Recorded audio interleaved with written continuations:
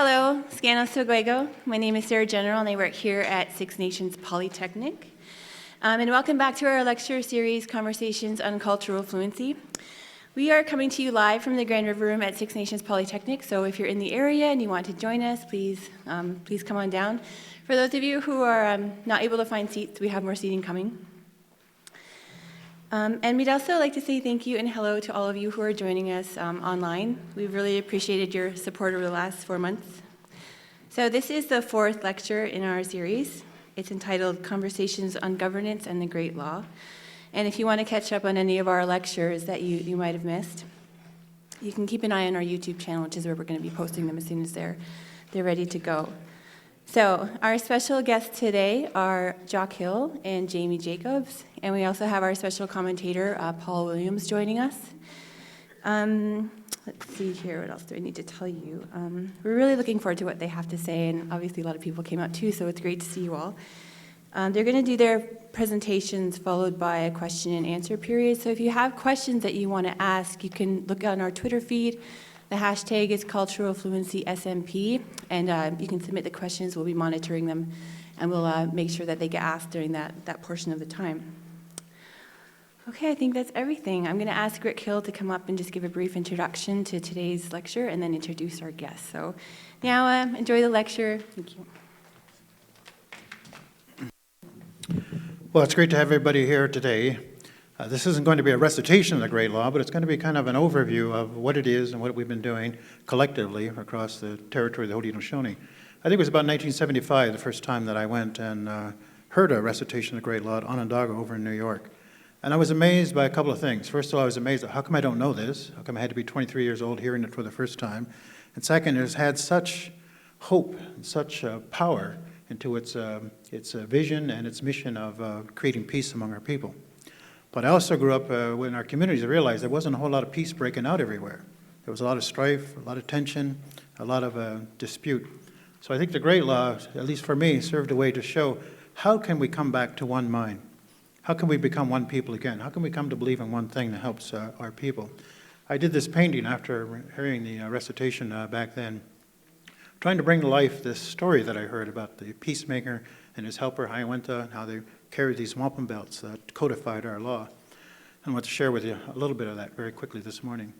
But the other thing is that for the last 3 years, the Haudenosaunee, the Grand Council, has decided that it was time that we needed another recitation of this law. They formed a committee of people from across our territories to gather together to let's see, what do we still know about this? What information do we have? The difference between now and 73, when I was there in 73, our chiefs were using these replicas of all of the wampum belts because the original belts had been removed to museums in Albany and Washington and Ottawa. So when we started it, it was the first time in over 100 years that all of those Great Law wampum belts came back to our people as a result of our repatriation efforts. And I happen to believe, and as our ancestors did, the law is actually in there. The narrative's in there. The information, the instructions are in there. They put it in this wampum belt so that we can preserve that. So with our team of people studying that, looking at that, remembering what old people said, and at the same time looking at a lot of the literature that was made about the Great Law. But we have to caution you. There's been many arguments generated as a result of these different written versions of the law. And what we found out, and it's been the position of the Haudenosaunee, no one written version is accurate in terms of reflecting what our ancestors believed and how it made it work. And sometimes you can actually become confused by reading this, but you have to understand what's there and how to work it. So in many ways, we're kind of like cultural detectives. How do we find out what the story was behind the belt? Like I mentioned, these wampum belts had been removed from our community, and it was quite a victory back in the 1980s and 90s when we were able to recover them as a result of the work of our repatriation committee and our chiefs. And so when you stand there and actually see this wampum belt, you think about it. It was made about 1,000 years ago. The peacemaker and Hayawenta were there, all the chiefs, they put their words into it. And maybe then hope would be there would be gatherings like this and in our communities where those words would come forward again. And as we see in this one really dark belt, it's huge. There's 10,000 beads in this belt. We can see that little white path that connects our nations together. To me, that represents the hope for peace, that if we follow this path, we can hear about this law This is also the circle wampum. That's very important because it identifies all of our 50 leaders who are standing together in a circle. There's an old tradition. You see those two outside rows? They're interwoven together. And one represents the Great Law, and the other represents the great peace that results from the Great Law. They kind of go together. And this defines their position in relationship to one another. This is a belt that here is in the community that was recovered from a museum. Originally, the belt was like we see it down below. 5 figures, their arms joined together, representing the chiefs standing in a circle around the Tree of Peace. Well, during the Revolutionary War, our people became kind of divided in their mind, and for some reason, they decided to cut this belt into 2. Half of it stayed over in New York, and the other half came with the chiefs over here. Maybe that tells how significant a split it was, but also what a tragedy it was, because now we've lost that other half of the belt. We're lucky we have enough of memory to kind of retell what the story is. This belt is important because it talks about the idea that the chiefs are supposed to eat from a common dish with 1 spoon and even use beaver tail. See that little white rectangle in the middle? That represents the beaver tail. I don't know about you, but I don't remember anybody ever eating beaver tail, especially at our meetings. They eat way too much chicken. So part of what the peacemaker was saying is your mind has to be in the right state. We should be in strong Haudenosaunee health to make good decisions. You can't think about peace, you can't make good decisions if your mind is distracted. And your mind can be distracted by unhealthy practices. So this dish with 1 spoon wampum belt symbolizes this unity of our people, of sharing and gathering together. They say at one time this belt was it could easily have been 9 feet long. And when our Grand Council met, it was laid out between the chiefs. It's a very unusual belt because it's all white beads, except for the outside row, are little rows of purple beads running horizontal. And this mat was to remind the chiefs. It's almost as if metaphorically the chiefs are sitting on this mat, so you will always be thinking about peace, and you'll always work towards peace. But the mat also always had to be kept clean. Part of the chief's job was to make sure that these creepy crawly things that are going to try to disrupt the council would be swept away. So clean whiteness, pure peacefulness, one-mindedness, that's what this belt represents. This is a painting by Warren Lyons that shows them when the peacemaker, here we see dressed in white, gathered together all of the other leaders, all the other 49 men who became chiefs, confronting then Tatadaho, the man whose mind was so disjointed, so disruptive, that snakes grew out of his hair. He said his body was all twisted. He was really quite a figure, and he resisted. He was the one who didn't want peace to happen.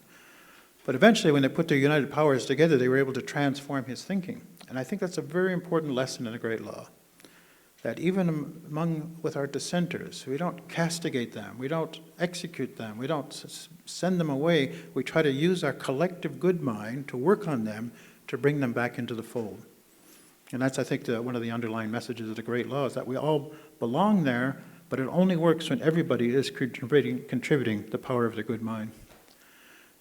This belt relates to Tatadaho, and they talk a lot about his specific duties that he has, and he has a lot because of his transformation.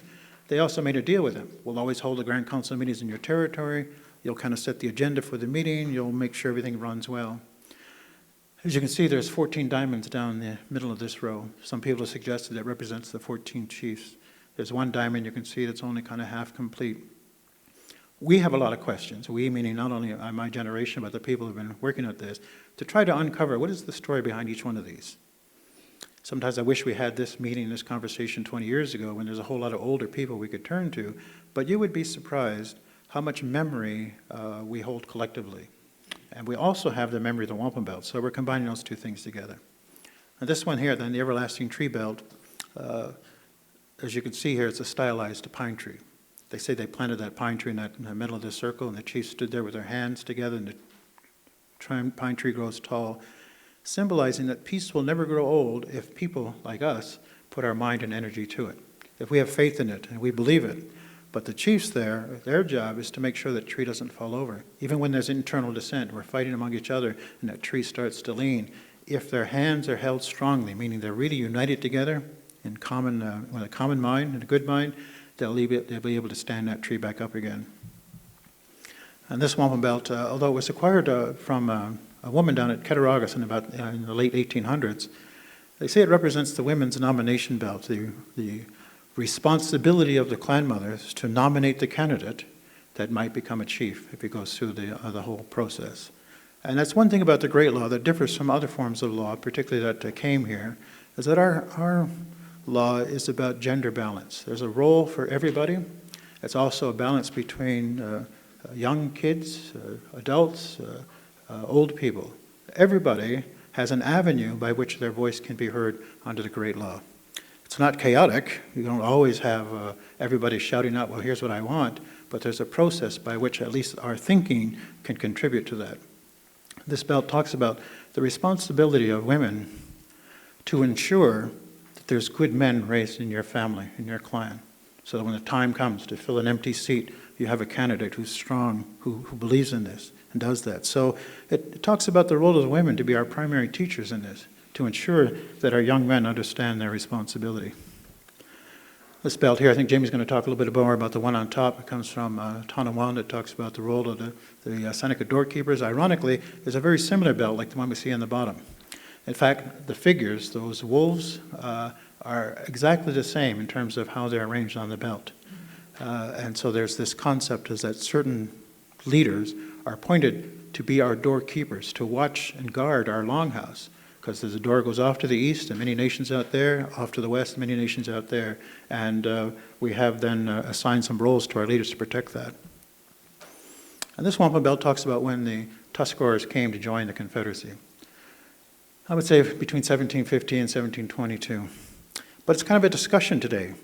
Was the Great Law only intended for 5 nations and that's it? Was the Great Law intended for other native nations, including the Tuscaroras, so that's why they were called the 6 nations?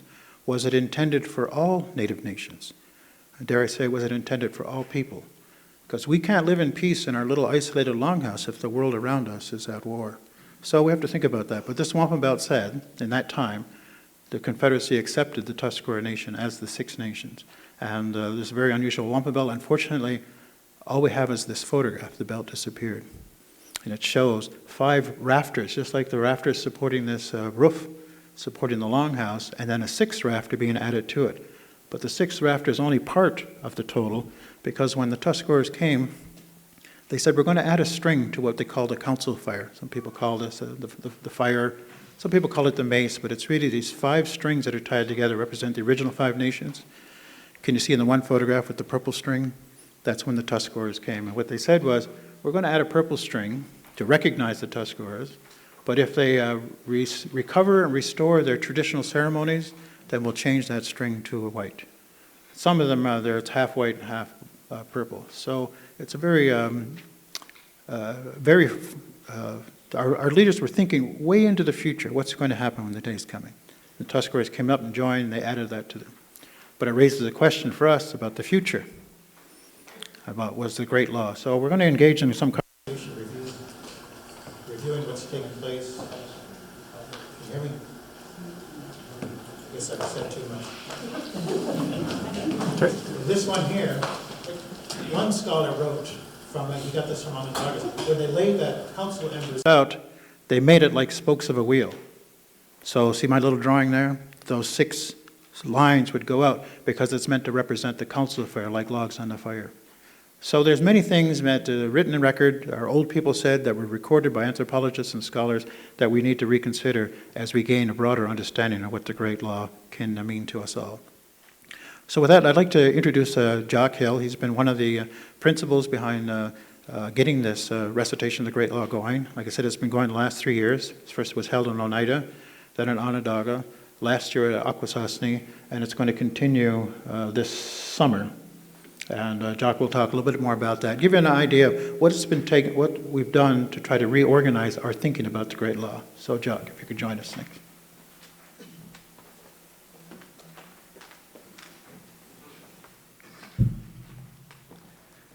Nyawa skano swagwego. Agat sanoni agadajate wa ne nishrate ne hani sani John de swayo.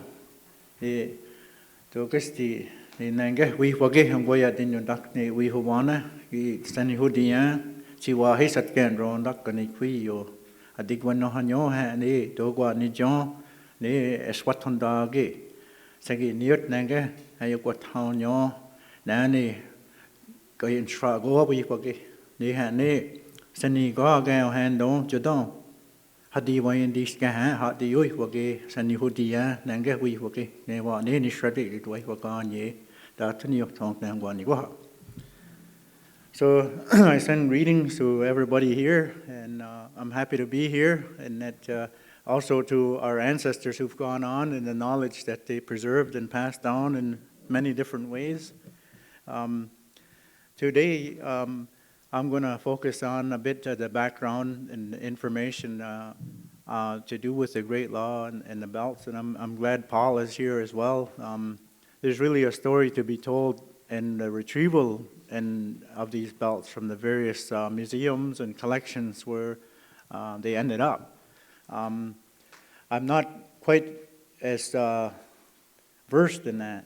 I know some of that, so at some time I would like to see even that to be recorded and documented in some way so that our people can know how we got these belts back and what effort it took and what we're doing about it at present. So I acknowledge the ones who've gone on, who had much knowledge of these things, and like Rick said, I heard that a few times as well, that sometimes they were only using pictures of these belts and things, or sometimes they had replicas. I don't know when the creation of these replicas really started, but it seemed like not too long ago that they come up with using replicas. So I'm pretty happy that we're getting out the originals and doing our best to study those messages that are recorded in there and sharing that knowledge with our people all over.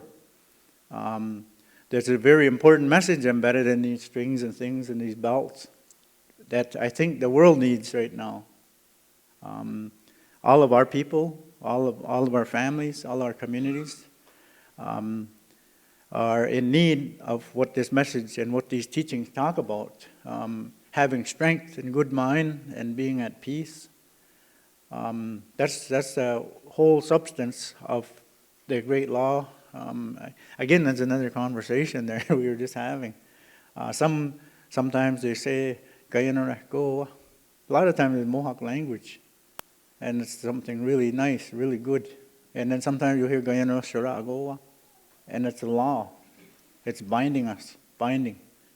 So it's a law binding us. So there are even things like that, and people always say, well, which one's right? And, I think they both are. Because if you think about it, it's those ideas and concepts.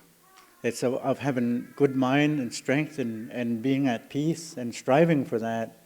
So in order to get there, we have to be in a good frame of mind ourselves as individuals and how you treat people, greet people, be happy to see one another. That's how we're supposed to be. Really appreciate. So we give thanks. You think about our ceremonies through the year, probably 99% of what we do through the year is giving thanks. So that kind of tells you that's how we're supposed to be, is thankful. So we have that thankful and appreciation attitude, and that's what keeps us happy and in balance on this land. So these are just some of the teachings and reflections about this great law. Different groups, different people are saying, well, what's that got to do with us today? Well, I think that there's teachings and concepts and ideas and thoughts in these wampums, in this great law and this teaching that's been preserved that we all need. And we all need to reflect on it now and again. So anyways, I just wanted to share some of the thoughts about it, and I'm going to go through a bit of the history. There's a while back there, quite a while back, I guess now, there's a few of us that were interested in learning all that we could, learning our language. We have some different degrees of our language, and I think that's how it is right now. People have different degree of language, and we're working to see that we keep learning and keep sharing that language and passing that on. And I also should acknowledge that I see a few faces here. I got to say that. See, Onondaga sitting in front of me here. The people that are here as well with the language, I think you're very valuable, and I thank you for being here and for trying to do your part in assisting those of us that are in stages of learning. I think it's very, very fortunate that we have you. So to go back to this background, there's been a few of us over the years have tried our best to learn, men and women, and I can remember sometimes it was like a challenge to get people with knowledge and language to sit down with us, because their frustration is you don't have the language. So we went through that a bit over the years, and I'm happy that there was a lot of patience shown, because we needed a lot of patience. And the teaching and the learning, we had to really work on that. And it's still something being worked on, is how to teach and how to learn our language, these teachings and these messages in the belts and the wampums. How do we pass that on? How do we have somebody like Jamie sitting here to be able to remember these things and to pass that on? So our ancestors used to be able to look at these belts and speak for hours, if not days, of what it means. So anyways, there's quite a few men and women back when I was younger that were really had that inspiration to do that, and to how can we carry this on? Who all is left that we could sit down with and try to study and work with, and who's willing to do it, and how do we do it? So that's what kind of got me crossing paths with people with knowledge and recordings and reel-to-reel. I never even knew what a reel-to-reel was back then. There's things recorded on reel-to-reel machine. These great big things look like a car engine. For those of you who didn't see it, I see some young people in the audience. We still use that, by the way. The reel-to-reel is a big machine that they used to use. I don't know how long ago, maybe in the 60s, 50s, somewhere in there. But they recorded things back then. And we work with that sometimes, listen to that even today. And it's nice because that's people that have gone on before us with knowledge.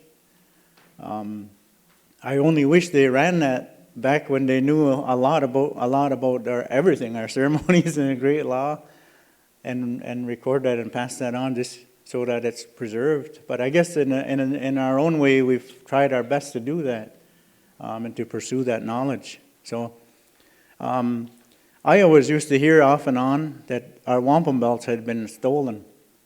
I heard that pretty well most of my life, and I hear about basically an armed invasion that took place. And I didn't know a whole lot about it, but I got to know about those things from traditional oral knowledge passed down. So it was through that I heard that there was an armed invasion, basically, and that's how some of our wampums had went missing. I heard that, and I even know the families that actually lived through that trauma. Today they talk about terrorism. I'd have to say that was terrorism in a high degree. But that's how some of our wampums went missing, and Paul's going to talk more about that. Some of it, they have receipts that they were actually sold by some individuals.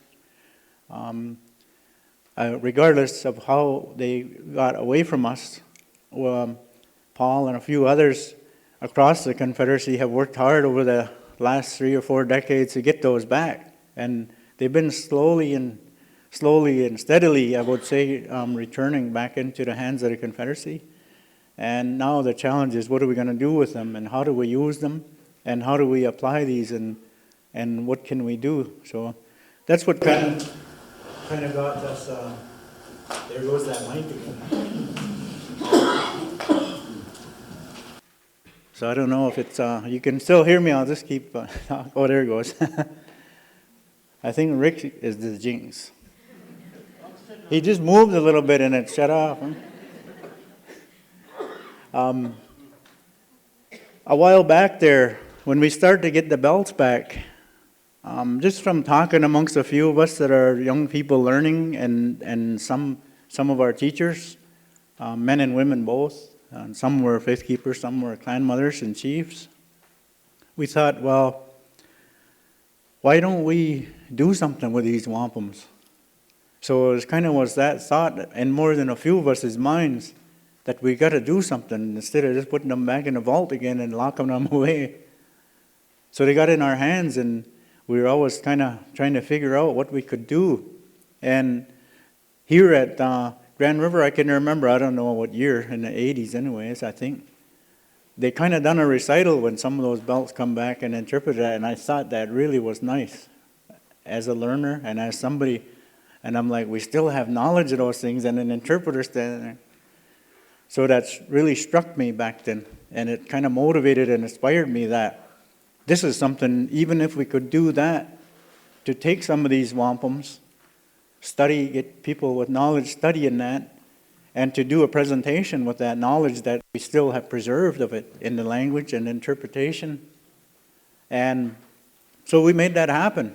And we made it happen a couple of times. Whether you call it a reading of the belts, I don't know what the right term is. Our intent was to present the information, and we have the wampum, the original wampum, and what it's talking about. So, okay, Rick, it wasn't you that, or was it? Let's replace that. The Energizer Bunny letting down.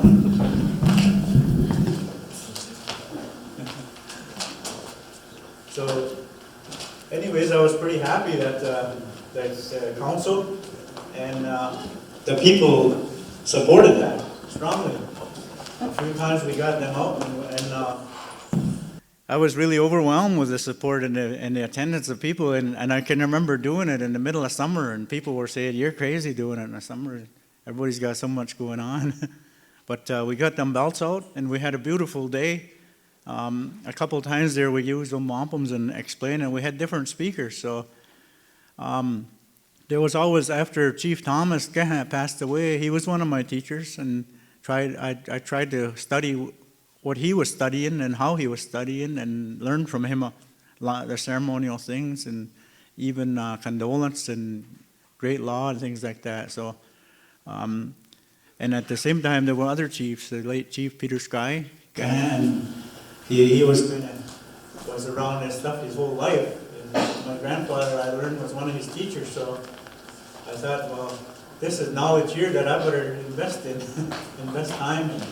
So I'm happy that the years I spent and the education I received, I guess I would say, from those different ones that have gone on. That's only to mention a few. There was also Reg Henry Gahan, different ones, Gordy Buck Gahan.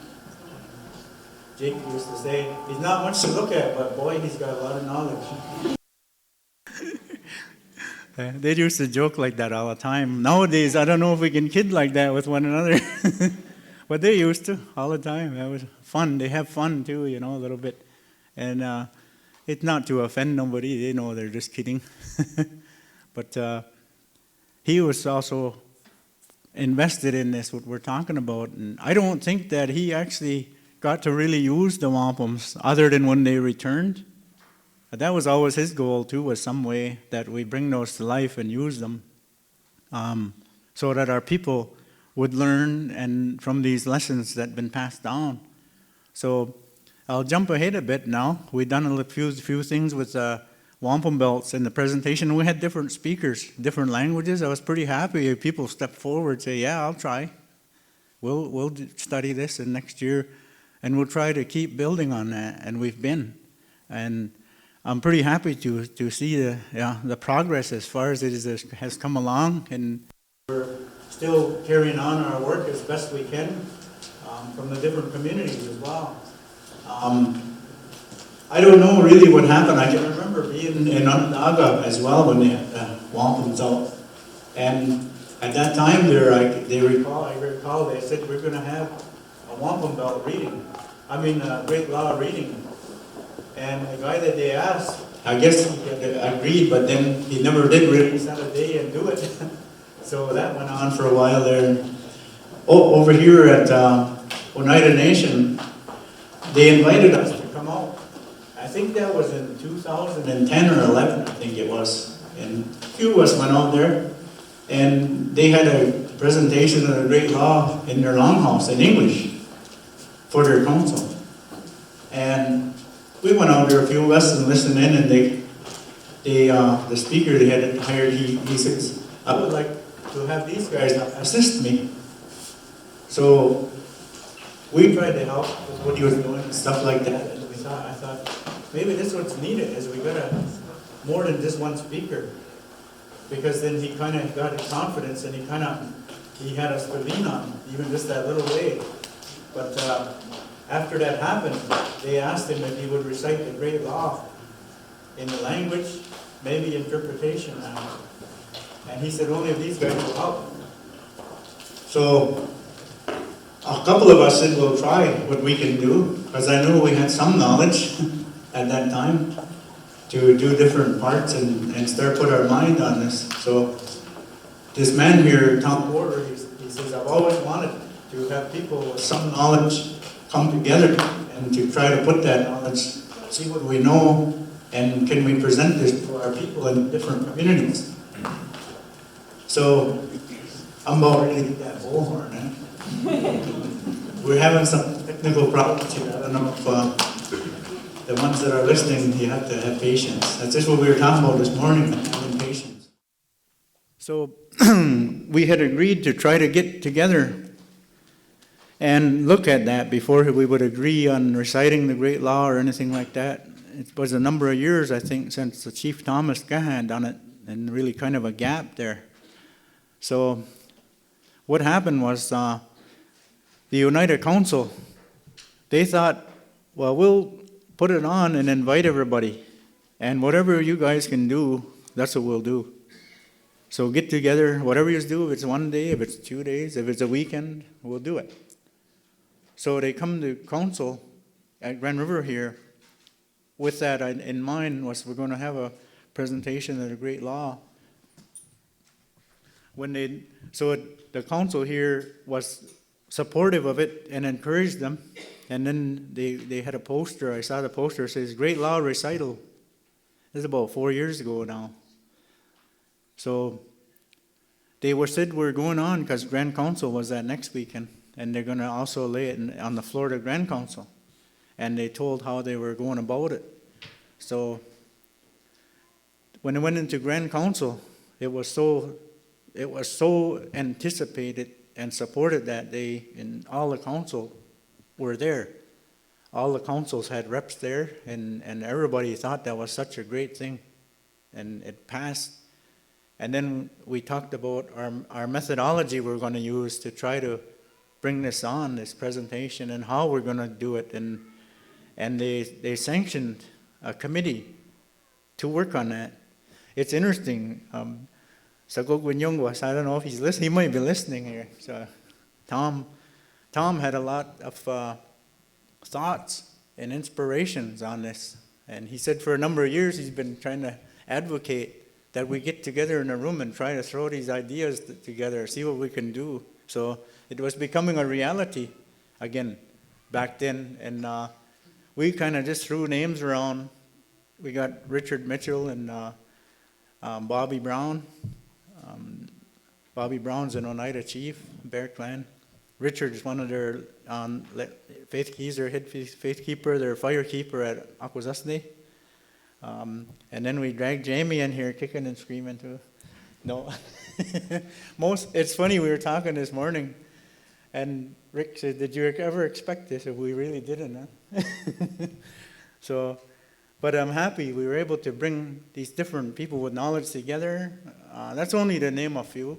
And I know Bobby Brown, when I was quite young, he used to be around here. And what he was doing back then was visiting people with knowledge back then. And I remember that Roy Bakkahan around that time was still pretty healthy, and he was kind of the go-to guy with condolence, great law, and ceremonial things and that. And also, there were others as well. Besides Roy Buck, there was Roy Fish, Gahan, these ones like that. And they had people that were from different communities staying here and learning and studying with them. So Bob's one of the ones back then. There's a few that we also tried to engage that they really didn't have the time, or maybe they're a little discouraged too. We had that. Some people were discouraged with how people are behaving to each other. But that's the purpose of this great law, is how to behave in a good way. So that great law was sanctioned at the Grand Council and at Grand River Council, and all the other councils were represented there, and everybody was pretty thirsty for that.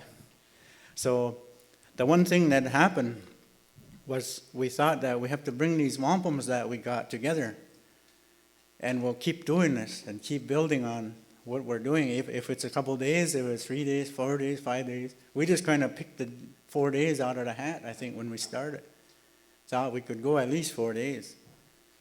We didn't think that 10 days. So we put it through anyways at Oneida, and the wampums didn't come across that were, not all of them anyways, but some of the wampums come together at that time. And then we had it again after that, and a lot more of the wampums were together. And some of you were there at Onondaga. You got to see that house right full of wampums. In fact, I'm still overwhelmed by some of them I never saw before. One of the belts that stuck out in my head that day was they had a belt about this long. It was just totally purple. I don't recall anybody talking about that one. So, but anyways, that's some of the work that we're engaged in, is looking at those wampums, and it's really awesome to see that we have so many wampums. And I never believed that there was that many, or I never imagined that many. So we have a lot to learn. And from that time on, when Oneida kind of got this back up and going again, we've had a committee that's been sanctioned and reporting back to the councils. And we've added people.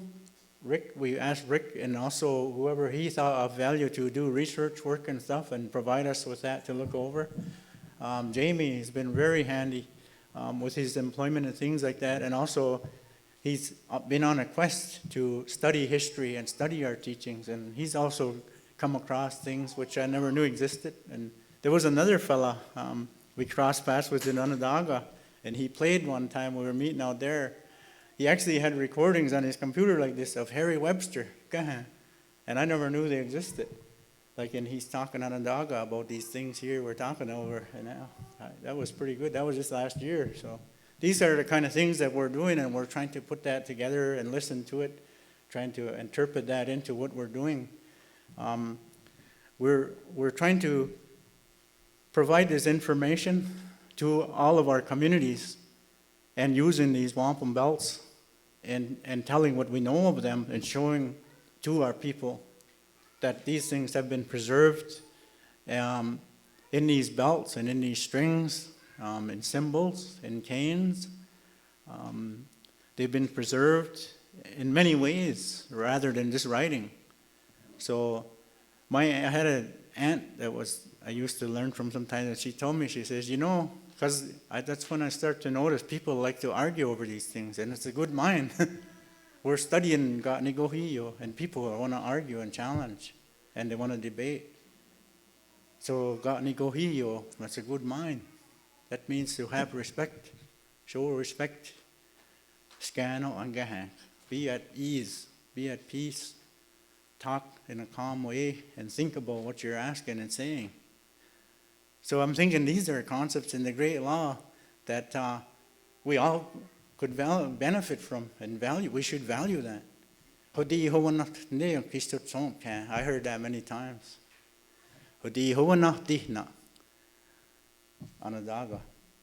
That means they really held that highly and they regarded those things highly. So we have to do that. We have to value that and hold it highly, to be at ease, be at peace, speak nice to one another, and try our best to nurture that friendship, because that's where strength comes from, your friendship and your relationships. Great Law talks about relationships and relating healthy. All of our families struggle with that in some ways. And we all do individually as well. How do we relate to one another healthy and to maintain peace? And how do we achieve that strength as a people, as individuals, as families, our youth? I'm glad to see a lot of youth in the room too, because you're our future.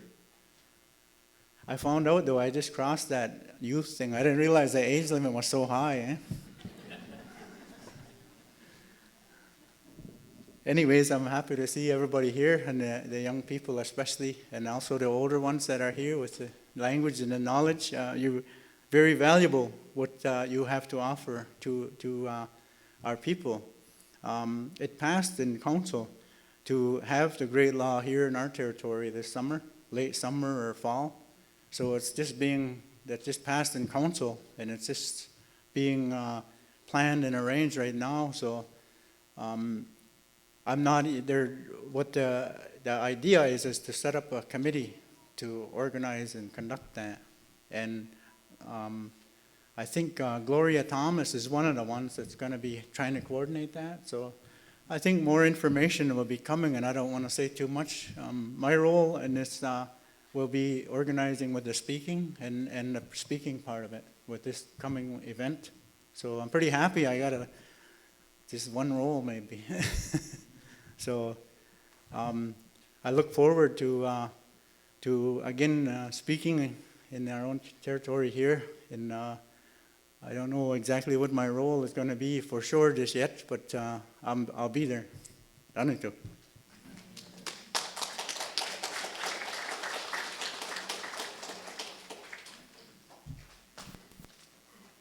Thank you. It's been difficult to hear me. It's been difficult, as you can imagine, try to organize what it is that we're going to say, because you have to be very careful. There's a lot of different opinions out there as to what the great law is and isn't. And sometimes people come there with a prejudged mind. And one thing that we've learned through this is you have to be able to open your mind up to hear everything, and to think about it, reflect on it, before you jump ahead to a conclusion. So even our group, it's taking them a while to get organized. But Jock, could you say what's the most significant thing you think you've learned these last couple of years about the Great Law as a result of this collaboration? Well, first of all, I've learned that we have a lot of knowledge that's been preserved, and in different little pockets of it here and there.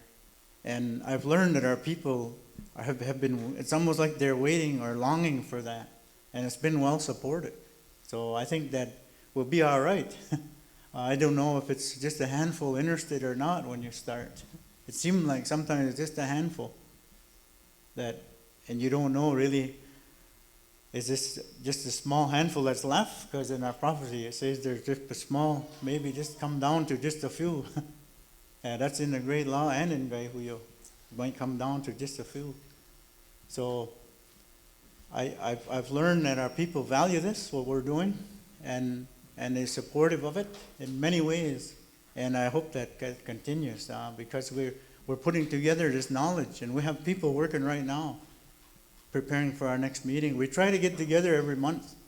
We try to get together as a group, and sometimes some can make it, sometimes they can't. We still meet. So we get together. Sometimes we're debating about leadership roles and responsibilities or versions of this and that. It was quite interesting. I shared that with this last meeting there we were kind of in a debate over Nuya. So I don't know if it made the papers this week, but I'll share that with you that some have said there's an old native tradition. I've heard that. And then some say, no, that's a German thing. So, and then some say Dutch. So leave it up to yourselves to figure out. All I know is that it's here. Well, we'll worry about that one a little bit later. Right now we'll try to figure out what our law is. So I'd like to invite Jamie to come up and share some of his understanding and what he's learned through this process over the last couple of years. So, Jamie.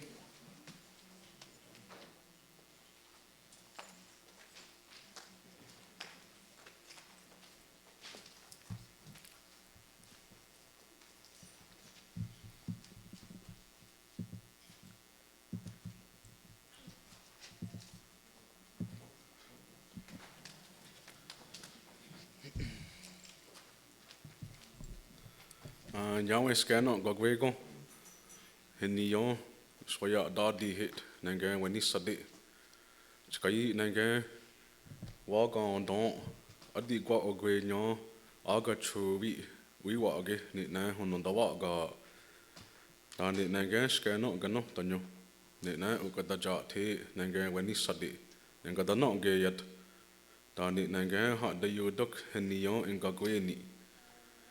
So Rick had invited me to come here and talk about the Seneca's involvement in this whole picture about Great Law and when it was formed. And he emailed me yesterday some of the things that he had asked me to talk about. And then now today he said something different, and that's typical of Rick. I'm just kidding. But I'm very happy to be here today. And I just want to start off in our traditional fashion and say that I'm only going to present and talk about what I have learned. What I do say is not written in stone, and it's not the law. This is what I've learned over the years, and please don't have harsh words or thoughts on me if I say something that you might not agree with or you might not see it at the same level. Because that's one of the things that I've learned about our teachings, and is that you should always respect what other people's have to say and their right to say it, and you have an open mind. So I've always kept that in mind because that's what I was always taught. So I never aspirated as a young boy to ever be like a chief or anything like that. I never said that I was going to be this where I am today. My interest was only in history, and it was personal in the beginning of my years. Because back home in Tonawanda community, we had a lot of people who were there and they were knowledgeable. And we always thought as younger people that they would be there forever. And lo and behold, as our Creator had planned it, they're not. They're not here anymore. So we were in need of a speaker, and we were desperately in need of a speaker. And that's when my grandmother, Esther Sundown, who actually stood me up there, as Jock said, kicking and screaming, because I didn't want to do it. And she forced me, and she said that this is your responsibility as a young person, and it's my responsibility to help you. So she did just that, and that's why I am standing here today. So I learned quite a bit from my great-grandmother, Esther, and she pointed my life into a direction that I never thought I would ever end up in. Because in my early days, I wanted to move away and become something great off territory. And it wasn't until I was in college that I seen this picture in a book. And it really struck me. And I said, well, I don't want to be here in college. This is what I want to be, what you see in the picture. So I started studying different things, and I had learned quite a bit already because I spent a lot of time with my grandparents as a younger lad. My father's grandmother was Esther Sundown, and she was a faith keeper. Her father was a chief, a Tonawanda Seneca chief. Her grandfather, his father, was a Condole chief, and his wife, her grandmother, was a clan mother for the Snipe clan. And Barbers, her grandfather's mother, were clan mothers who come from Buffalo Creek. And then their father, which goes back to the late 1700s, was a chief and leader for the Seneca people. So my grandma had a lot to offer in a way of how chiefs operate. Her father made her sit in their meetings when she was young, and she always used to tell this same story. And she always said that her father would make her sit in the corner on a trunk when they were having chief meetings. And one day, she finally realized something, and she stood up in the middle of the meeting, and she said, why do I have to be here? I'm never going to be a chief. I'm not from here. I'm not Tonawanda. And one of the older chiefs spoke up, and he scolded her for saying that. And he said that this is your responsibility as a youth to sit there and listen, and you listen to your father, and you learn what's being said here.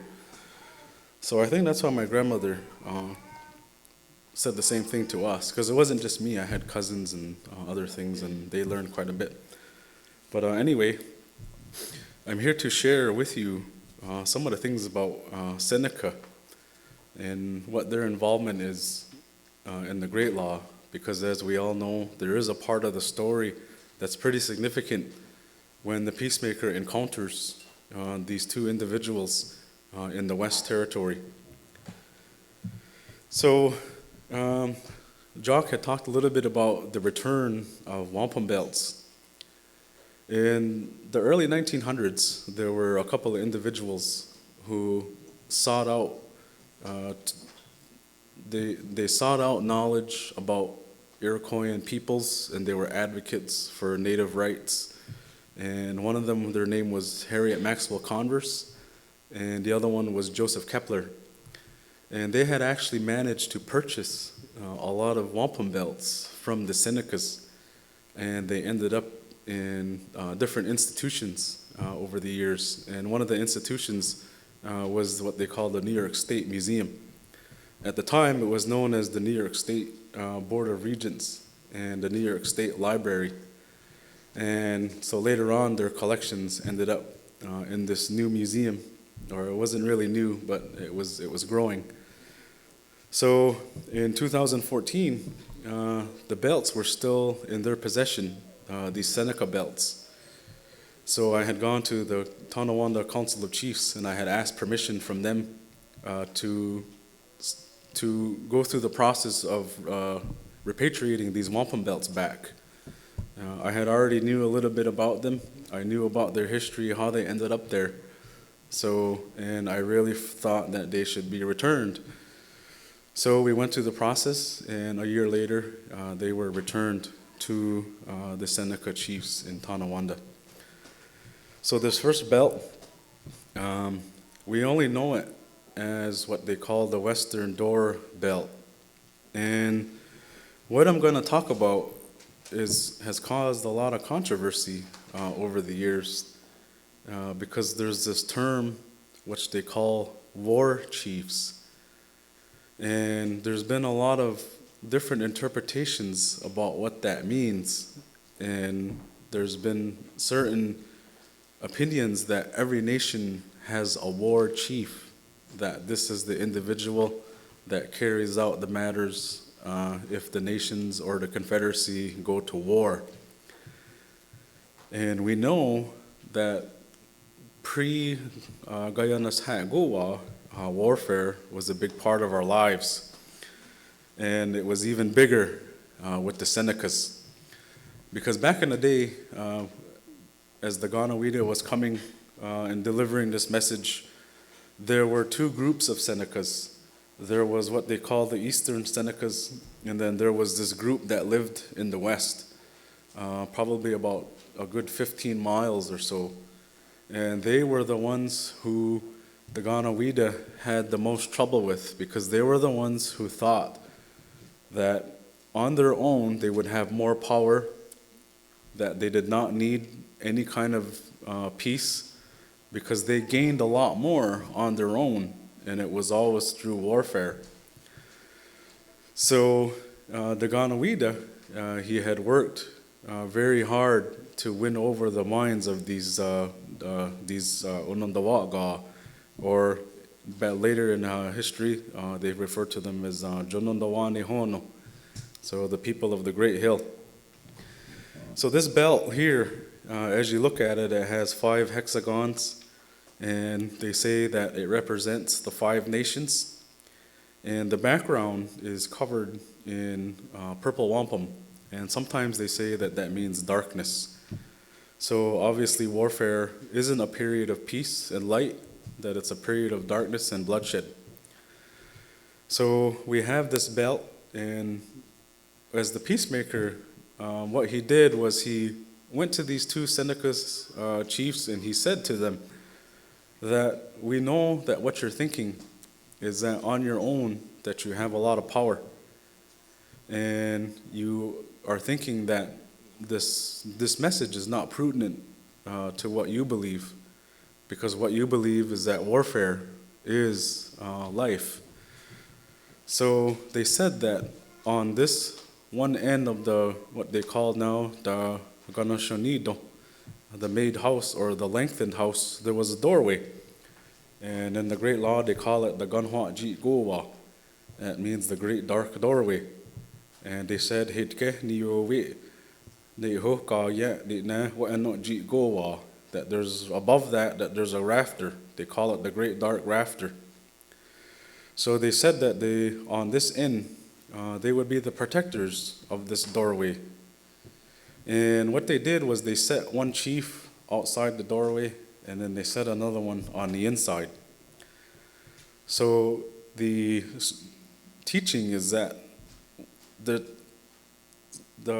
so on the western front of New York State, or what we now call New York State, there were these nations that lived there at the time, and they don't live there anymore. So we kind of take it for granted now today. But there were nations there that lived there, and they were definitely enemies, mostly of the Senecas, because the Senecas, they made life hard for them. And they were Eries, they were Neutrals, they were Ojibways, they were Shawnees in the Ohio Valley. So all this territory was there, and it was occupied by these other nations.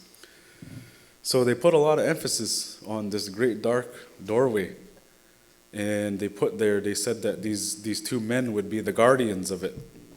So that's where the term keepers of the western door comes from.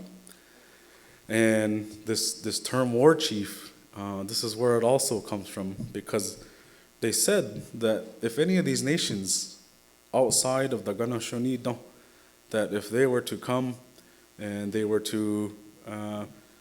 be an opponent to the Confederacy, that it would be up to these two guys to defend the Confederacy, or and hence take up war against them. So they said that there would be a signal for that, and that they would have to go to the Confederacy, the rest of the chiefs, and they would have to say that now is the time to take up arms and to protect the Confederacy. So this belt here is the belt that they said that they would use, that they would present it to the other chiefs and say that this is now the time. We know that through historical documents after our white brothers had come, that whenever warfare was taken up, some of these wampum belts were painted red, and that would signify that now is the time for war. So this belt actually, I don't know if you can see it in this picture, it still has the red paint on it between the beads. So this can tell us that that's a very, very true thing, that this is what they had done at one time, and that these two Seneca chiefs, that they were there, and that they were perpetuating the responsibilities that was given to them as the doorkeepers. So this other belt above it is another belt. As you can see, it has a dark background, and usually to us it means, again, darkness. We say that quite a bit in our speeches, our ritual and ceremonial funerals. So as you can see, this belt here is another belt. It had come from Tonawanda, and it was held by Doni Hogatwe. Both of these belts were held by Doni Hogatwe. And Doni Hogatwe is the Seneca chief that stands outside the doorway. And what he does is he looks out, and he looks for anything or anybody that's coming to the Ganoshonido. So they used to say in Tonawanda, even before we got this belt back, that this belt existed, and the anthropologists, they called it the Wolf Clan condolence belt. So it's obvious, though, that this belt was held by the Wolf Clan, because if a Wolf Clan chief passes away, you have a condolence to raise a new one. and a new one is put in his place. So as you can see, we have these two figures, and they kind of look like wolves. Sometimes the anthropologists refer to them as dogs, the two dog belt, the two wolf belt. So we have this teaching in this belt that they used to say is the Ganhwa Ji Gowa, the great dark doorway. So on one end you see these white wampum beads where that flap is for the doorway, and the wolf guarding it. So these two belts are now back in the hands of the Wolf Clan member, the Wolf Clan chief, Doni Hogatwe, and he's looking after them just as he is supposed to. So another term where we get this ward chief comes into play. I work at Rochester Museum and Science Center, and I've worked there for 10 years now. And one of my other passions is I study Native American art, and I study the things that our ancestors made, not just for ceremony, but what they made in their daily lives. So, as I had said, that these Senecas, they were really a war people.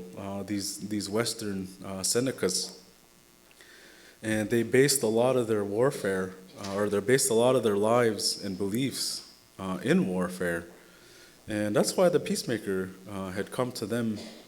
That's why he didn't just say, "Well, we'll go on without you." Because he realized that these were the ones who really needed to hear this message the most. So this war club, it actually dates back to the 1700s, and it's very interesting because if you look closely on it, it has the same iconic symbol of the doorkeeper on the condolence cane. It kind of looks like a house, and then underneath it are these lines, and they look like cross-hatched.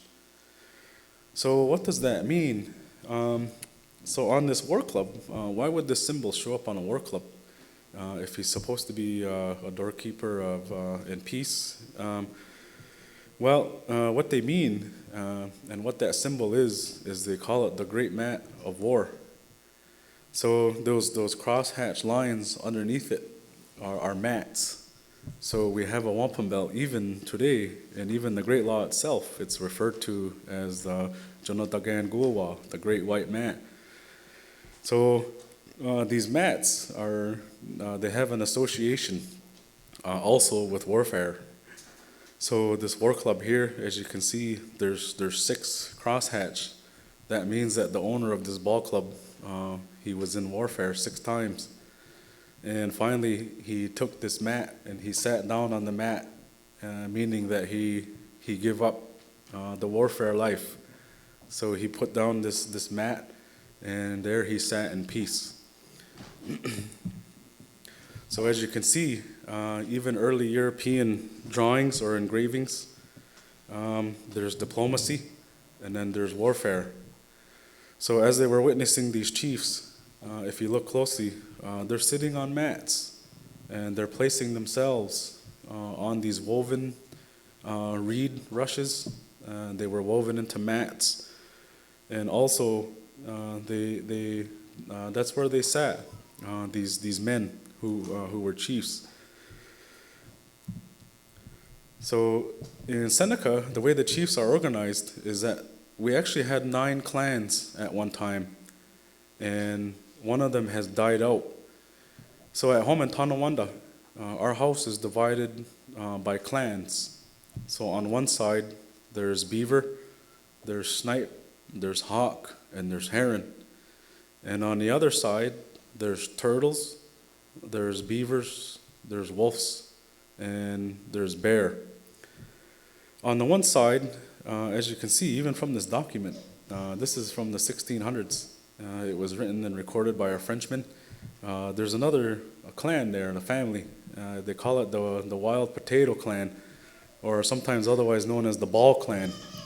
So even today at Tonawanda, when we refer to that side where those 5 clans sit, they say Wish Hudit Dage no. That means there used to be 5 clans. And then our side, the turtles, the wolves, the beavers, and the bears, they call us Ge Hudit Dage. That means the 4 families. So we even still use this today. But anyway, the way the chiefs, the Seneca chiefs, are situated is that they're situated as cousins, all of them. So we have 8 Seneca chiefs, and they're divided into groups of 2. So the 2 chiefs are cousins, and then the groups are cousins to one another. So this is that belt that was collected. It was collected from a woman at Cattaraugus, who was most likely probably a clan mother. What happened in the 1820s is that the other groups of Senecas had decided that it would be more progressive that they take up the elective system of government. And this is what we now know as the Seneca Nation of Indians. So what they did was in the language, they say Wadi no Dagwao. That means that they uprooted the trees. So what they did was all the titles ended up at Tonawanda. Because then now they said that we're no longer going to follow Gayanos Hat Goa, and we're now going to be absorbed into the legal system of New York State. So what they did was the antlers all ended up at Tonawanda, and that's how all the titles are now there. But they had titles in Cattaraugus and Allegheny at one time, and this belt here, they say that it represents what they call the Goyane. It's the clan mother. So we know that we're a matrilineal society. Our ancestors decided that this would be a system to protect the family bloodlines. So through clan mothership, they were the ones to elect the leaders, because it's the women, if you think about it, they're the ones really responsible for future generations. And it's their bloodlines that get handed down. And even modern science tells us this. So our ancestors were in no way unintelligent. They knew that nature itself, everything follows the mother.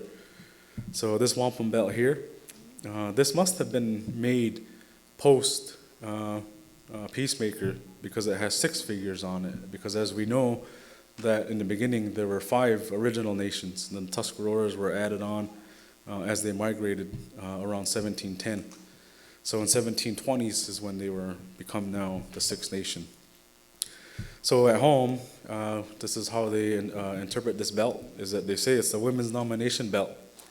And at home in Tonawanda, the clan mothers, they have a lot to say, meaning that they can sit with the chiefs and they can input what they have on their minds.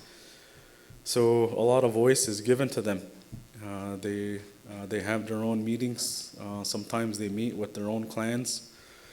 And from what I've learned, that it seems like each community has their own way of operating as local councils. But in Tonawanda, that's how they do it. So this belt here, there was another nation who had actually formed another confederacy along with the Iroquois or Haudenosaunee, and they were known as the Hurons. Hurons were a large Iroquoian family. They spoke Iroquoian, and they had formed their own little confederacy, and they were enemies to the confederacy. So they were always at war with each other, Huron and Haudenosaunee. So, and it actually kind of makes a lot of sense, because even today we have this belief that the Peacemaker himself was born of Huron lineage. So this belt here, at one time, these Huron peoples, after they were defeated in what they call the Iroquois-Huron Wars, a small faction of them had come down, and they found that they could live as Hurons, but under the protection of the Senecas. So in the 1600s, there were 9 distinct Huron villages living amongst the Senecas. They were speaking their own language. They had their own clans. They still perpetuated their culture. So they formed this alliance with the Senecas. And this wampum belt remembers that alliance between the Hurons and the Haudenosaunee. So they call this the Huron Alliance belt. It was made with the Senecas. So this belt, we do have it in Tonawanda.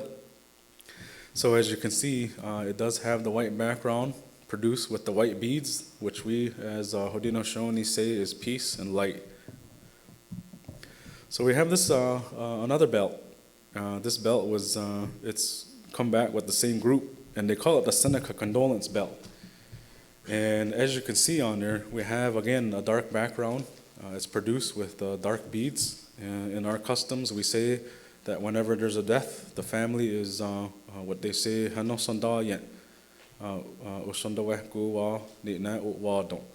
so they say that the family is come in darkness.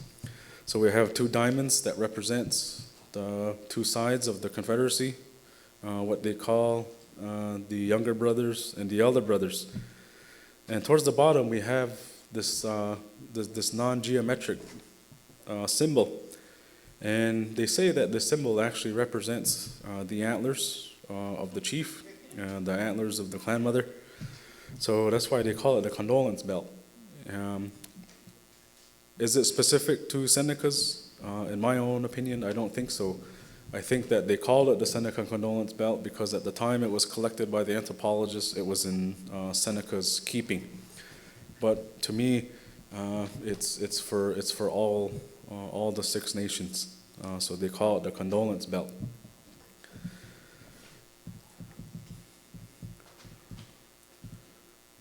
So that was my part, is to help bring all this to the table when they were talking about reestablishing these annual recitals of the Great Law. And like I said, when they first formed that group, I didn't really want to be in that group because it's a large responsibility. And to begin, I'm not even a chief. I'm not a faith keeper. I'm just a person with no title. So, and I kind of like it that way, actually. Not because I don't think chieftainship or faithkeepership is something that's not considerate, but I like helping and teaching and learning more than anything, rather than I do being a leader, because that's my passion, is learning. So I just thought that I could bring to the table what I had learned, and these are some of the things that I never really knew about growing up.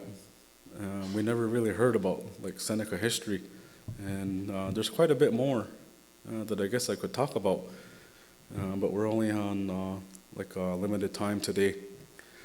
So these belts, it was a very big thing for myself to have repatriated these belts, because for one, like I said, learning history is something that I have a passion for, but what I have an even bigger love for is learning about my ancestors, and I had gained that appreciation from working with working with Esther, because she used to tell stories all the time about the old people when she was little, and she was 96 years old when she passed away. So I can only imagine, the people she knew way back when, and what they'd done, what they did. They worked so hard to maintain our identity, not only as Senecas, but Haudenosaunee. Because, so when she used to tell these stories about her father and her grandfather, and how they operated, it's totally different than how we do it today. And that really made me think as to how much change has happened even before I was born, because I'm only 18 years old today, so I haven't lived that long life. Actually, I'm 34 years old. So I gained a lot of appreciation for history, and I gained a lot of love and admiration for my ancestors, especially because Tonawanda in the 1830s was sold off, and we actually lost our land at one point. And our chiefs and our clan mothers, they worked diligently 24/7, like literally 24/7, to get back the lands that we lost in Buffalo Creek. So finally in 1857, we were only able to reestablish 7,500 acres of our original territory. And that's only a quarter of what we actually had back in before the Buffalo Creek Treaty. So when I thought about it, that wasn't really far off from when my gram was born. So to hear about these things, that's what I really learned and got from this great law, and that's why I agreed to finally join this committee, was because I think about what our ancestors had to go through and how much work that they did, because they literally bled. They cried, and they did everything they could to make sure that I had a community to grow up in. So that was really important to me, and so I figured that, well, I guess maybe I should contribute any way I can, because they had definitely contributed a lot more than just trying to bring back the Great Law, because they actually lived it, and they actually perpetuated it, and they put it into use to get back our territory, our Tonawanda community. Because in the end, it was the clan mothers. They wrote a letter to the United States government stating that they're no longer negotiating, that this was the final word of our people, and that they were not leaving, that they demand that their land be reestablished.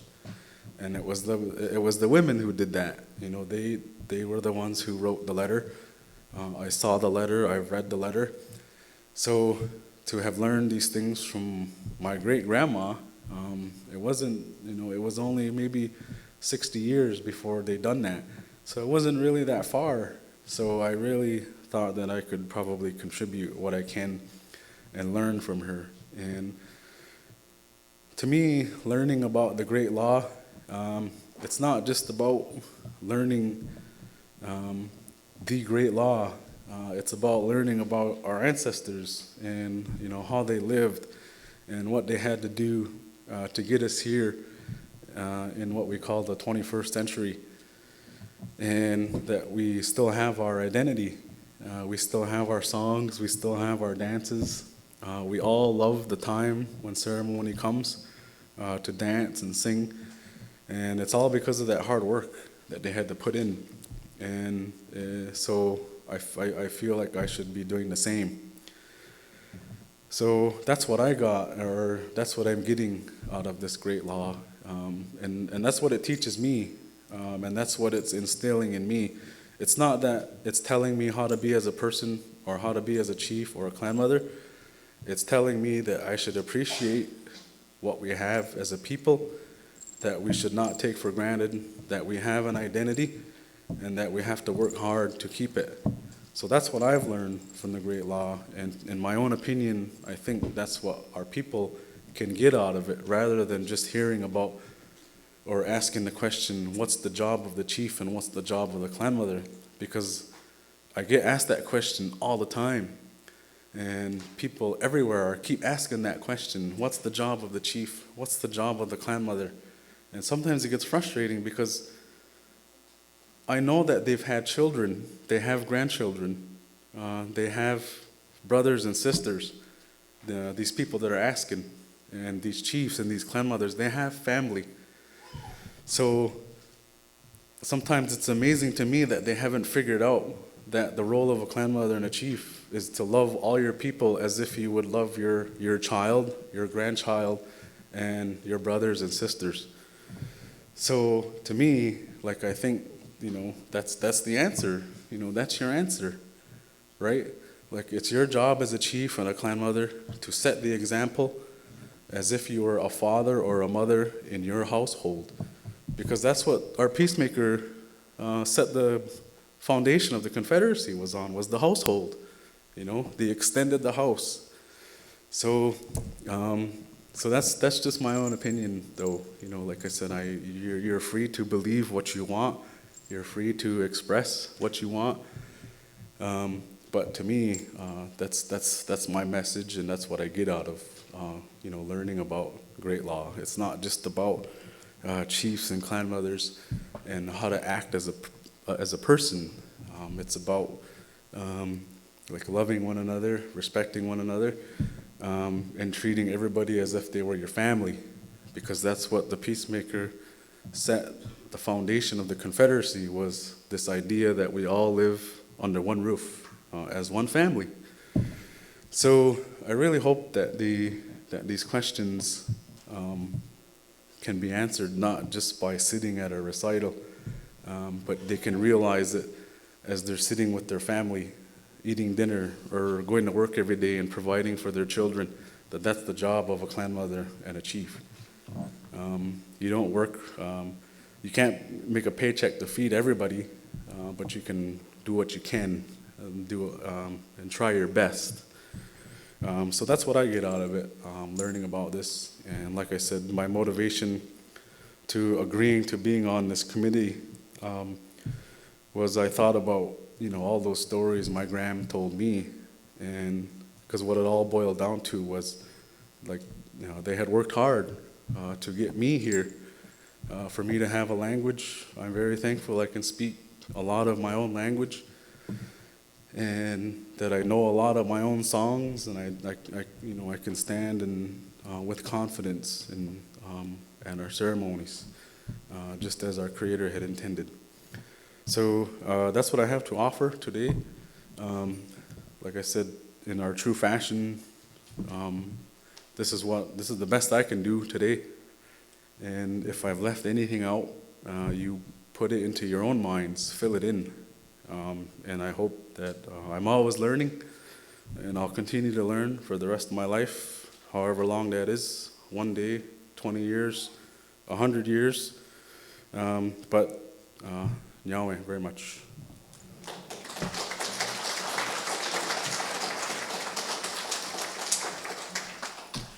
Sorry, I was having a little bit of flashback there. A house full of love. My old hippie days were coming back to me because I believe that. Although I think they said back then, love the one you're with. That's a little different, isn't it? I love everybody. I appreciate that. You mentioned, though, the duty of the chief, Seneca chief, outside of the longhouse. What about the one inside? Does he have a special duty, special responsibility?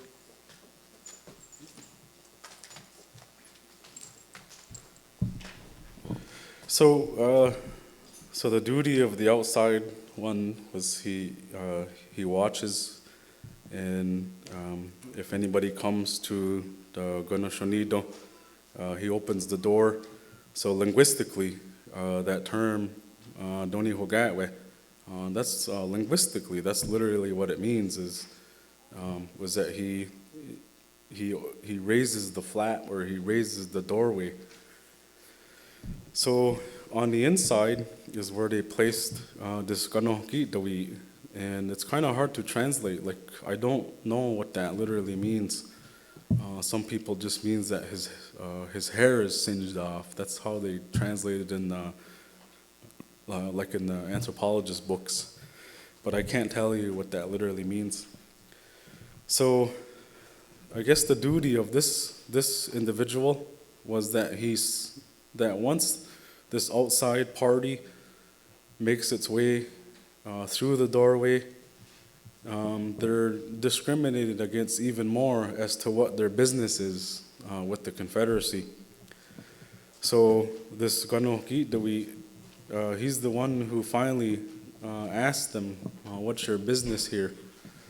So, and if he feels that they're a threat or they have negative intentions, then they say that there's this mat that they laid down, and in Seneca they call it Anskagi. What that means is on the slippery elm. So I guess the story, or I guess the teaching is that if they have negative intentions, then he leads them by the hand over this slippery elm bark, and it says that they fall into this heap of bones. So that's supposed to be symbolic, meaning that if a group of peoples comes to here to either wage war or whatever, they were the ones to, like push them back, or well, like we want to say kill them, but that's contrary to the peacemaker's message. So, but anyway, in anything, what it just means is that they should either push them back or defend the Confederacy. So that's what they say about these two Seneca individuals. And again, archaeology and anthropology, like even it supports this idea. In the 1600s, the French, his name was Denonville. He had actually hired the Mohawks from Ganawagi to come down as guides. And what they were going to do was that they were going to destroy what is now known as Ganadagan, or back in the day it was known as Ganagaro. So what happened was a lot of the older men in Ganagaro, they were gone because they had gone like off to wherever. So they didn't have a lot of defense. So when the French come down to Irondequoit Bay to attack Ganondagan or Ganagaro, it was these teenage boys and women who stood up a defense against them. So what happens is they send out a runner, and they send them out to this other village. It's 15 miles west, and today they call it Todiacton, but in Seneca we say De Jodi Hokto. And what that means is it means there's a bend in the river. But at this village, this is where these big Seneca warriors were located. And historically, it's written down that this village was there for the sole purpose of training soldiers. So they sent a runner to the Jodi Hokto to let them know that they're under attack. And so what they did was they were also gone. So these teenage boys and these women, they fought their way, and they defended Ganagaro from the French. And eventually what happens is these Western Senecas, they come back, and what they do is they seek out retribution, and they go to Ganawagi, and they go there, and what they do is they wage war against them. So historically, that's what these two men's jobs were. So even as our European brothers come, that's what happened. And like I said, this is where a lot of people they get confused, because the peacemaker said that there's no more warfare. All of our implements were buried under the tree into the dark chasm for the waters to take them away, never to be seen again. And then the term war chief, this is where a lot of people also get that term from, is that it's up to these two Senecas to do that. So these are some of the things, like even in my own learning, this is where I also kind of have to think a lot about, and I have an open mind, because I don't walk around with my chest sticking out saying, well, I'm a Seneca and I'm looking for war. That's because I really don't think that that's the real intention of when they say war chief, or the Senecas, keepers of the western door, carrying around weapons. I really don't think that that's their real intention. Their real intention was to defend the defenseless, which are the women and the children. Because even though we, 5 nations, had accepted this message of peace, there were other nations around us who didn't. And they were really a threat to our way of life, the Haudenosaunee. So you have to have a broad and open mind and be able to tell yourself that this warfare isn't something that you go looking for, and shedding someone's blood isn't something that you expect. It's just something that you be prepared for. So I think that was the true intention of these two men. I really hope, does that answer the question? Yeah. So like I said, these wampum belts, like I said, they tell that story. And this wampum belt that you see on this picture, it's also known as the Eli Parker belt, because that's who Harriet Maxwell Converse collected it from, was Eli Parker's family. He was a Wolf Clan, and he held the title Doni Hogatwe. And he was a self-proclaimed, what they call the Grand Chief of the Iroquois people. And that's just a misconstruction of what his title actually meant. He wasn't the Grand Chief of anything, but what he was he held the title, that title, Doni Hogatwe, one of the keepers of the Western Door. So there's also, I've also learned a few other things, is that sometimes they say that there's two doorways, that we have two, an east end or and a western end. But there's a lot of emphasis on this western end. And I heard somebody explain it to me recently, what that really means as to why. So when you go to the Onondaga Longhorses, the way they're set up is, if you go in there, there's only one doorway. The Onondaga Longhorse in Syracuse and the Onondaga Longhorse here, there's only one doorway. So when these chiefs sit in there, they sit how they were arranged by the peacemaker, and then there's that one doorway. So that's the way that they had originally set it up, was this Grand Council. So that's because that's the other question people ask, is why is there more emphasis on the western doorway than there is on the eastern doorway? Because when you do study the Great Law, that's a true fact. There's not really a lot of emphasis on the eastern doorway. And like, to me, when I look at it, again, in my own opinion, the reason is because in the eastern doorway, you only have a couple miles of land, and then it's all open ocean. So a lot of those tribes that were on the east, there's not a lot of tribes on between the Mohawk Valley and then the eastern shore. Whereas on the western doorway, you have the whole rest of the continent and all these nations that are there. So there's a much larger threat there, because like I said, you had Eries, you had neutrals, because they say even herself, Jagon Sasin, she was a member of the neutral tribe. So she wasn't even Haudenosaunee. So, and then you had the Shawnees in the Ohio Valley, you had the Ojibways and the Crees in lower Ontario, and in the western Great Lakes, the Hurons. So I think, to me, again, like I said, in my own opinion, I think that's why there's more emphasis on this western doorway.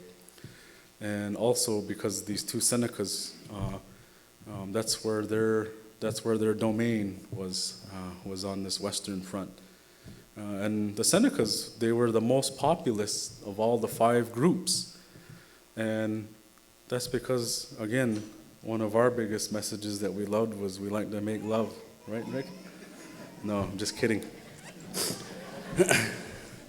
So what they did, the reason why they were most populous is because what they would do is that they would absorb smaller groups as they would go out onto the western front. So Senecas today, we have a lot of mixed blood. So even my grandma's family, my mom's side, we have Meskwaki ancestry. Meskwakis were a tribe that lived in northern Pennsylvania, and there was even another village of Meskwaki people that lived with the Senecas, and it was called Squawky Hill. So what they did was they absorbed a lot of these smaller nations, and they absorbed the Hurons, they absorbed Meskwakis, they even absorbed people from the Ohio Valley, the Shawnees. And this is why Seneca language is so different from all the other languages. It's because these people who were not natural speakers were brought in, married in, and then because they couldn't speak the language, they instituted what we call phonological changes. So that's why Seneca is, so as you go from Mohawk to Seneca, the language gets shorter and shorter and shorter. And that's not because we're lazy. That's just because our ancestors brought in outside non-speakers. So I guess that's about it. I guess, like I said, I hope everybody has an open mind on what I talked about. It's always hard, like I said, for me to talk about that because there's been a lot of controversy over that topic itself over the years and what that actually means when they say war chief. And so they say that there's war chiefs on the eastern doorway and there's war chiefs on the western doorway. So sometimes it's kind of a touchy subject, and sometimes people interpret it different ways, and what it really means. But that's the best as how I could put it out there. Maybe somebody knows a lot more of it than I do. But I think that's about it. Yahweh.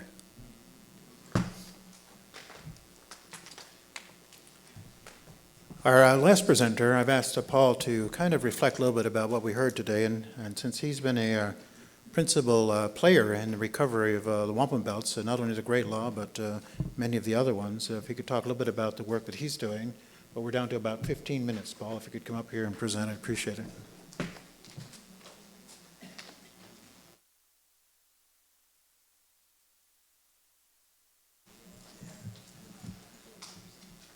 Talk fast. I admit I'm a lawyer, so I'm going to start with the disclaimer clause, just like Jamie did.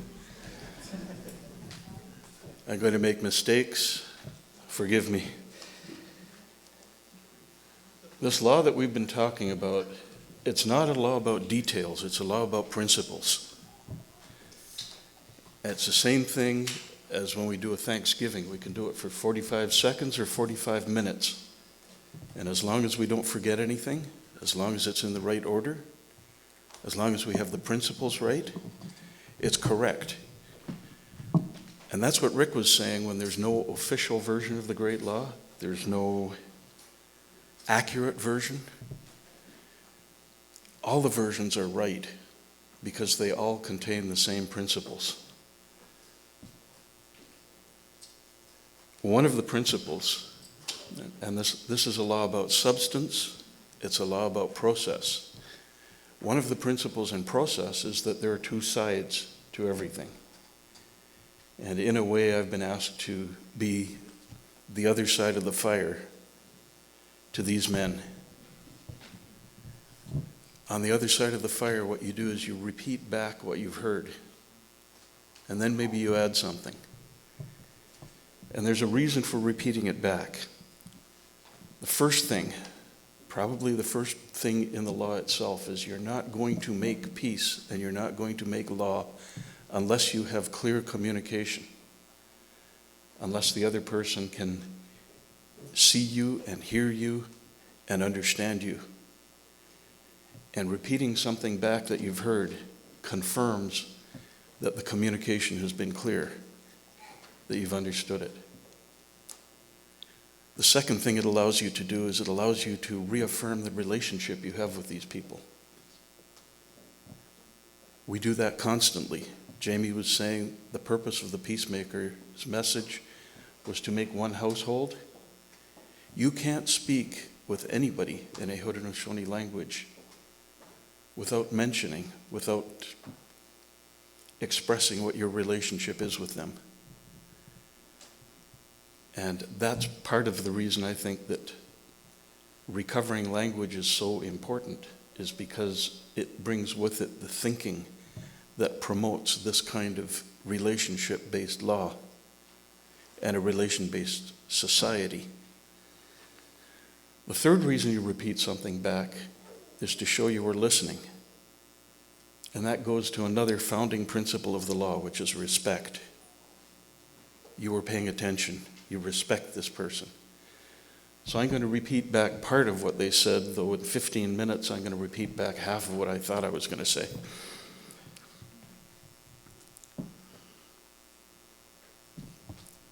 Rick mentioned the good mind. And I think before I go anywhere further, I should mention that Jacques and Rick and Jamie, all three of them, are walking symbols of another principle of the law, which is patience, persistence, and we are constantly recovering things that we lost. Getting the wampum home is just another symbol of getting the language back, is just another symbol of getting the values of government back. We're constantly losing, we're constantly recovering. When I'm working on land rights, it's about getting the land back. This is all about recovery. That's why we're here.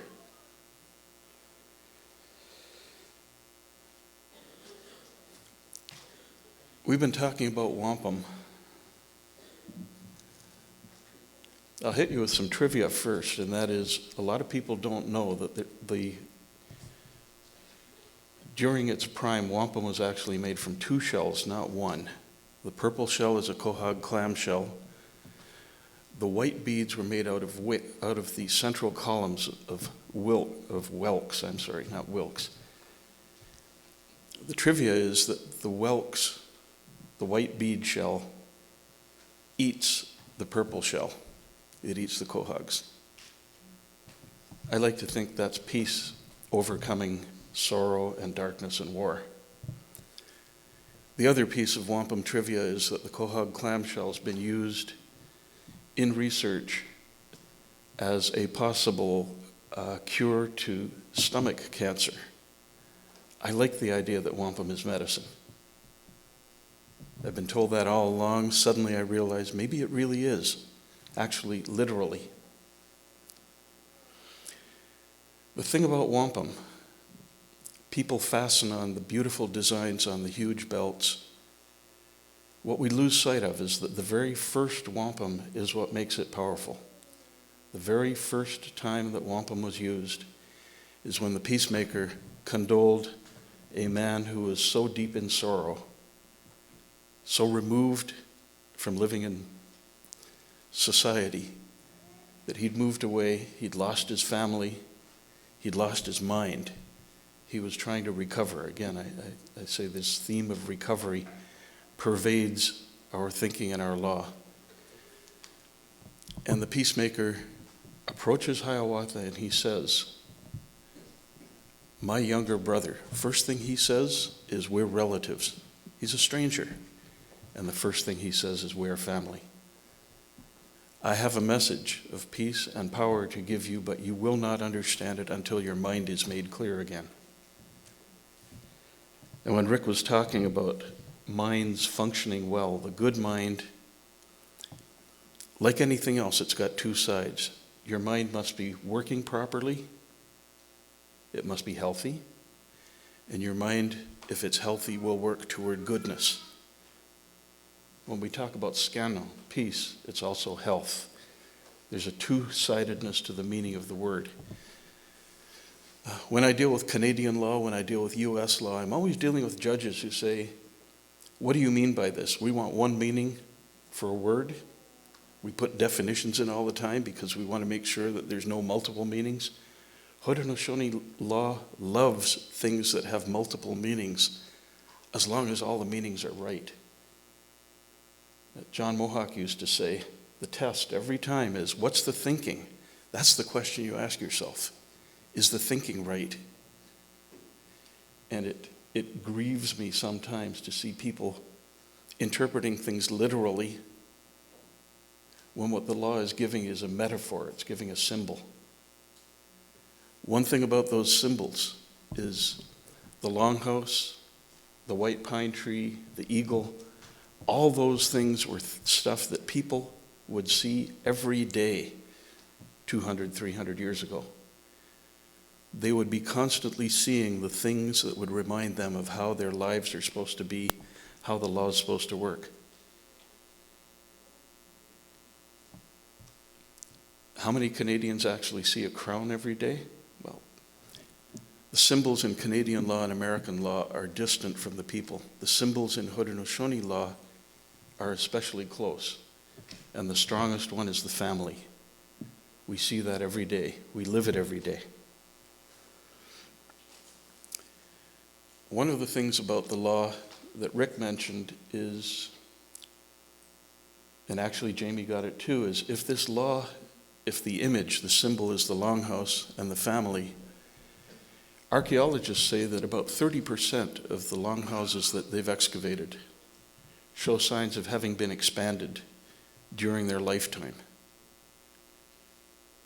That's what the Confederacy was designed to do, is expand in two ways. One is those great white roots were intended to spread over the continent or spread over the world. And the other is when you meet people, you make them into family. Otherwise, they're strangers. Otherwise, you don't understand your relationship with them and you can fall into war with them. So this is a generous law. It's a thinking law.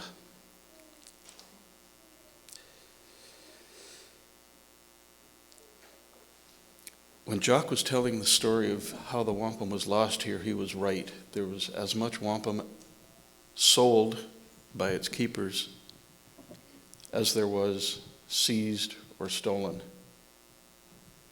It's a story of loss. It's a story of recovery. I think I'm going to skip most of the details of recovering wampum, except to say that some of the time it's been a long, careful campaign, almost a war, to gather the evidence and then bring people on side one after another after another. And when we persuade people to return the wampum, really it's almost like wandering around doing what the peacemaker did, persuading them to stop opposing us and to work with us instead. Sometimes it takes 20 years. Sometimes, like with the Canadian National Museum of Civilization, we were prepared for a long campaign, and the director said, "What, you want the wampum back? Can you give us a date?" And they brought it back.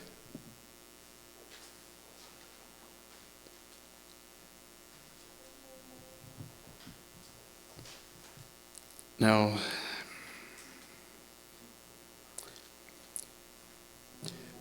what Jamie talked about, the Seneca relationship to the making of the law, I think historians would spend a long time saying there were two groups of Senecas when the law was being made. There were two groups of Senecas in the 1600s when one group remained at peace with the British and another one declared war on them. There are two groups of Senecas today, and one keeps the chief's titles and the other keeps casinos. The Seneca Nation is both powerful and two-sided, and historians and politicians both can spend a tremendous amount of time thinking about what that has meant and what it means. The part that I'd want to mention that Jamie didn't is a lot of people think when the Great Law was being made that the crowning confrontation, the thing that defines the final coming of the peace is when the peacemaker and everyone together singing the song of peace confronts Taradaho and brings his mind back to goodness. But the versions of the Great Law that are most complete talk about, and then they had to deal with the Seneca warriors. And when the chiefs are sitting around making the law, doing the detail work, talking about the structure of the government, the Seneca warriors walked in with their hair combed down over their faces and declared their intention to kill everybody.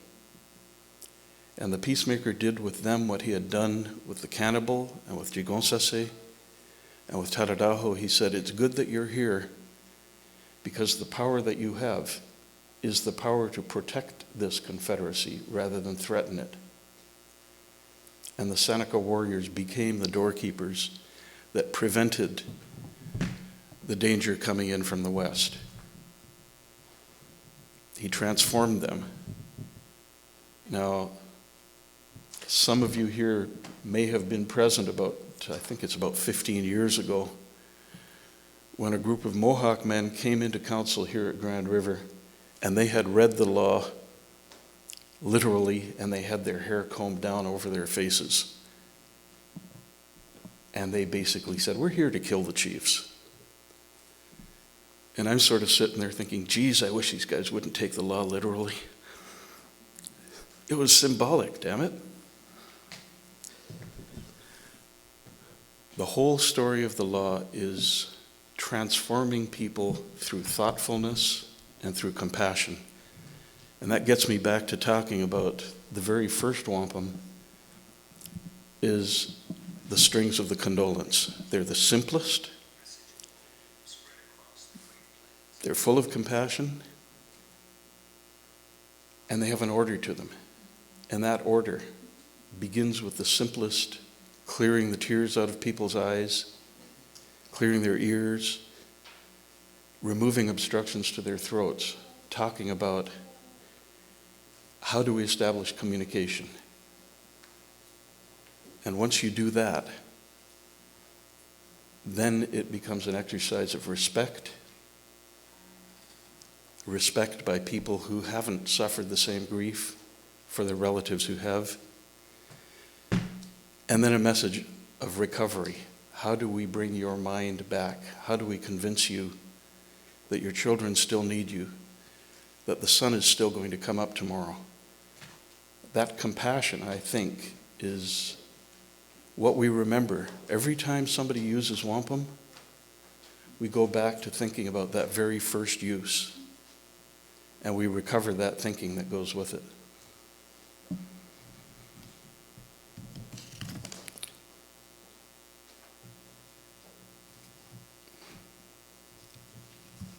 One very last thing I want to say, and that is when Jamie was talking about Western Door,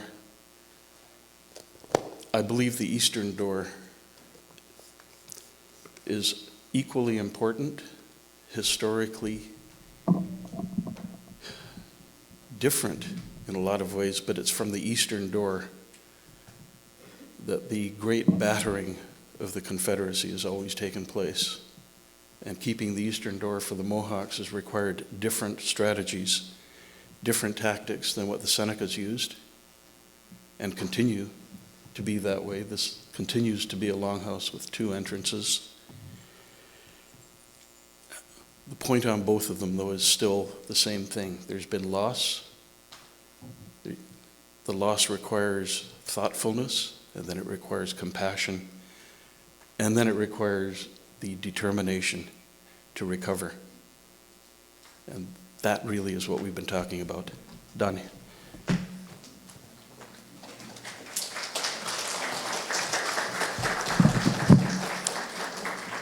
Well, as you see, there's a whole lot. We could go on for days and days and days talking about this. The Confederacy embarked on a 5-year plan to do this recital of the great law in our various communities, and we're over halfway through that. It's going to be here at Grand River this next coming summer, and then we'll decide where it's going from there. But all I can suggest to you now is the way that the thing that makes it work is that when we put our mind energy together, push it forward, and somehow we have to learn from the great law that says if your mind or your words or your actions are constantly hacking at the roots or calling people down or trying to minimize the good work, we're never going to get anywhere. If we want this great law to be the thing that helps to define us in the future, we now have to put our mind energy to that and to help our presenters and to help our chiefs and help our clan mothers. Go have a good, positive conversation with them. See, just like Jamie said, what can you do to help? So with that, I appreciate you all coming here today, and everybody online. We'll see you all again next month. So live long and promote peace. Bonito.